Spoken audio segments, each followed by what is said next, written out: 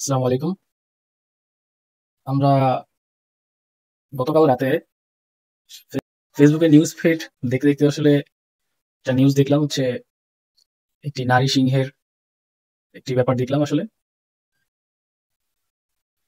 নারী সিংহের নামটি হচ্ছে ডেইজি মেবি। এটা আমাদের মিরপুরে যে চিড়িয়াখানা রয়েছে, সেই চিড়িয়াখানা থেকে হচ্ছে কোনোভাবে ছুটে গেছে। যার একটা ছবি দেখলাম আসলে।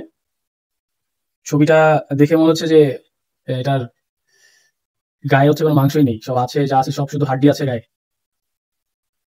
তো চিড়িয়াখানার যে দায়িত্বে যারা রয়েছে বা যারা এটা দেখভাল করছে, তারা রীতিমধ্যে এগুলোর উপর হচ্ছে নির্যাতন করছে আসলে।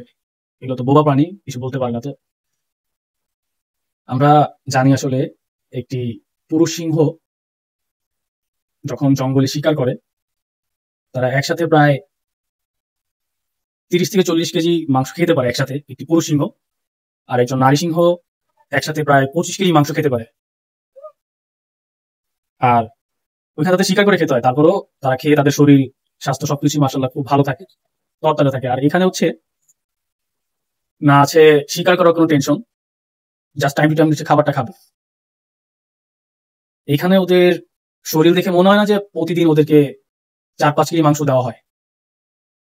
এটা একটা নির্যাতন আসলে। এই নির্যাতন থেকে আসলে এদেরকে হচ্ছে, এর থেকে ভালো এদেরকে ছেড়ে দেওয়া হোক বনে, তারা নিজেদের খাবার নিজেরা জোগাড় করে খেতে পারবে।